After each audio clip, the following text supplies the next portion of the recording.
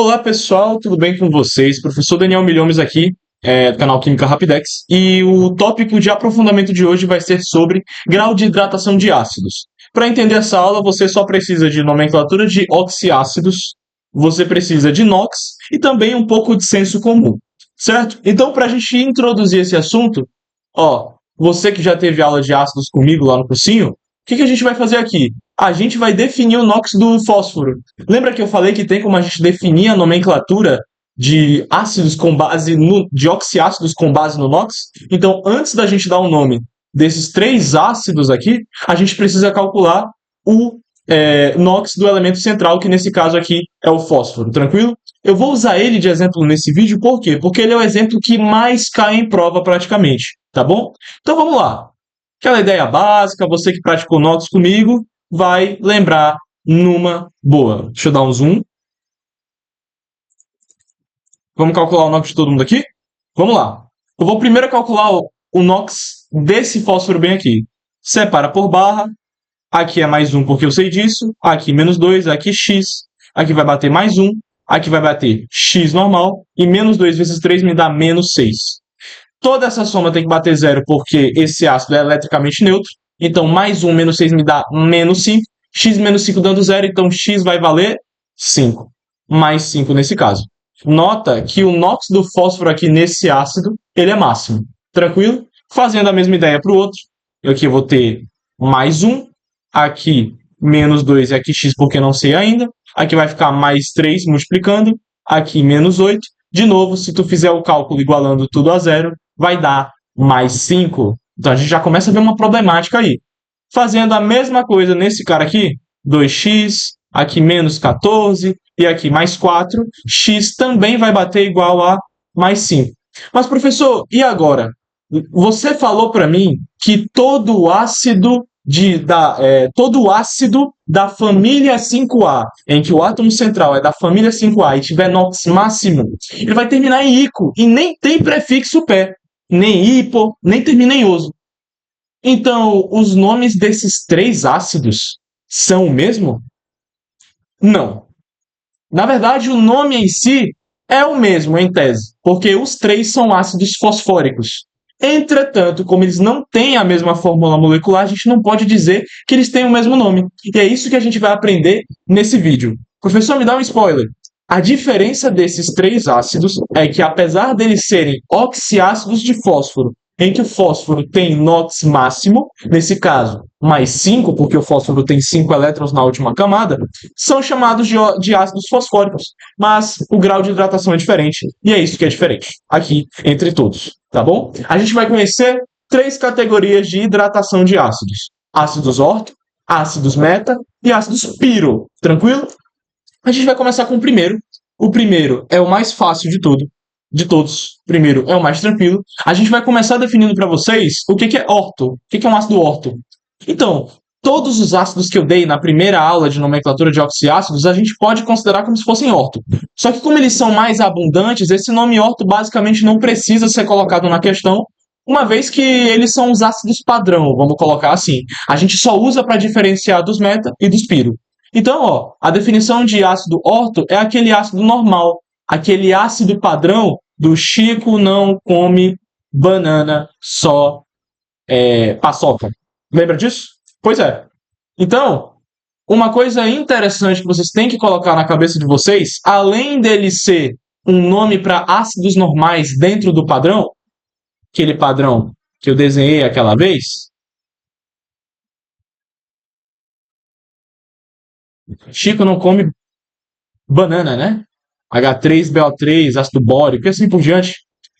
Além dele ser o ácido normal e padrão, vocês têm que decorar para a prova que ácidos orto são os ácidos que têm maior grau de hidratação. Por quê? Porque eles são os ácidos padrão e não passaram por nenhum processo de desidratação. Por exemplo, a gente tem o ácido ortofosfórico. Ácido ortofosfórico.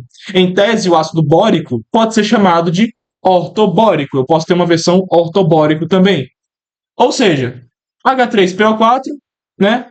Chico não come banana, né? Chico não come banana, só paçoca, quando a gente faz do ácido com fósforo, fica H3PO4. Esse é o nosso ácido padrão. Se é padrão, é orto e acabou. Lembrem de uma coisa que eu vou destacar até no fim do vídeo. É o ácido com maior grau de hidratação. Tranquilo? Professor, como assim hidratação? Ácidos são hidratados? São. Todos os oxiácidos, se você parar para pensar, têm hidrogênio e oxigênio. Então, em tese, dentro dele tem água e pode haver, na verdade não é que tem água, tem uma formação aparente de água que de fato pode se tornar uma água de forma concreta. Entenderam? A gente vai agora dar a definição de ácidos meta.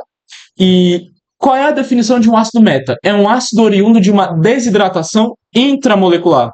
Pega um ácido, desenha ele, e quando acontece uma desidratação, ou seja, a saída de água que é oriunda dentro da própria molécula, eu vou acabar produzindo um ácido meta. Tranquilo? Como é que a gente faz para descobrir qual é a fórmula de um ácido meta? Eu vou pegar a fórmula do ácido padrão, ou ácido orto, e vou tirar das atomicidades aqui, eu vou tirar dessa composição a água. Então é muito simples, ó. Por exemplo, como é que faria para eu produzir, como é que eu faria para descrever o ácido metafosfórico? Eu pego o ácido fosfórico, eu pego o ácido fosfórico, tiro H2O, que é água. Eu vou tirar 2 hidrogênios, vou tirar um oxigênio, produzindo aqui para mim HPO3. Aqui tem inox mais simples, então é um ácido fosfórico, mas eu tenho que especificar que é um metafosfórico, porque ele passou por uma desidratação intramolecular. Outra coisa interessante que vale a pena você ter na sua mente também é que o grau meta é o grau menos hidratado. E, a fim de aprofundar ainda mais, professor, como é que isso acontece e o porquê que acontece? É o seguinte, quando a gente define hidrogênio ionizável, são hidrogênios que estão contidos na hidroxila, que fazem parte da hidroxila. E ácidos polihidroxilados, compostos que no mesmo átomo a gente tem várias hidroxilas, 2 ou mais, a tendência é que esse ácido seja instável e que as 2 hidroxilas juntas, né, a hidroxila total de uma e metade da outra com um hidrogênio, a tendência é que ocorra uma desidratação. Lá na frente, no PSS3, se você já viu, tudo bem, mas para os menininhos do PSS1, lá no PSS3 vocês vão abordar isso de novo quando falar de oxidação de álcool. Tranquilo? Né? Não vamos nos precipitar agora, mas a ideia é o seguinte. Aqui eu tenho desenhado o ácido fosfórico. Normalmente eu tenho 3 hidroxilas, tranquilo? E uma dupla O aqui, batendo a ligação. E aí, notem que eu tenho 3 hidroxilas na mesma molécula. O que vai acontecer? 2 vão acabar reagindo, vamos colocar assim por dizer, vai ter a saída de água, e eu vou produzir o ácido metafosfórico, que tem essa fórmula estrutural bem aqui. É assim que acontece. Quando eu tenho 2 ou mais hidroxilas, a tendência é que isso aconteça.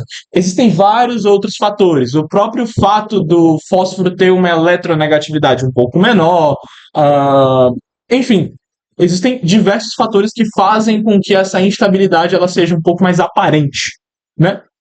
Show de bola? Beleza? Então, vamos prosseguir.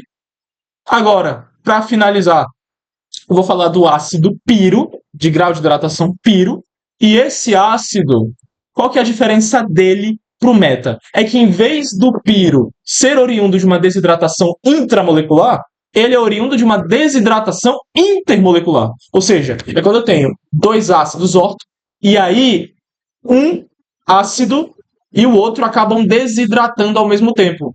É uma parte de um e uma parte de outro que acaba contribuindo para essa saída de água. E não dentro de uma molécula só, mas de 2 também.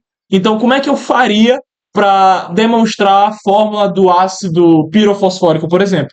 É simples. Pega todos os átomos aqui, multiplica por 2, a atomicidade de todo mundo, olha o resultado e tira uma água. Tranquilo? Esse é o macete. Então, ó, multiplica por 2, H3PO4, vai dar H6P2O8, tira um H2 e um O, vai ficar H4P2O7, que é a fórmula do ácido pirofosfórico. Tá? E como é que acontece essa desidratação intermolecular?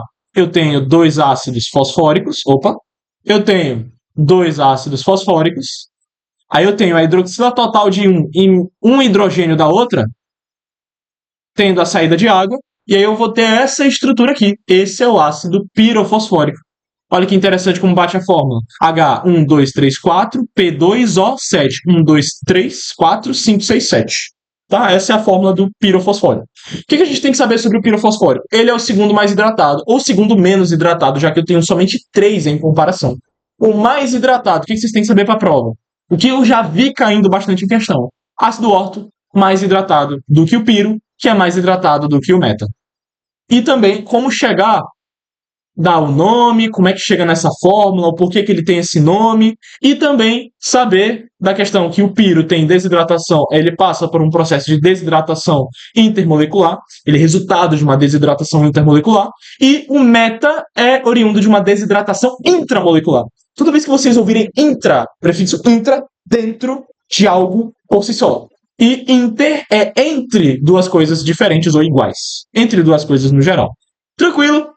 Essa é a nossa aula de aprofundamento. Fiquem com Deus, deixe o seu like, se inscreva se você ainda não é inscrito e bons estudos!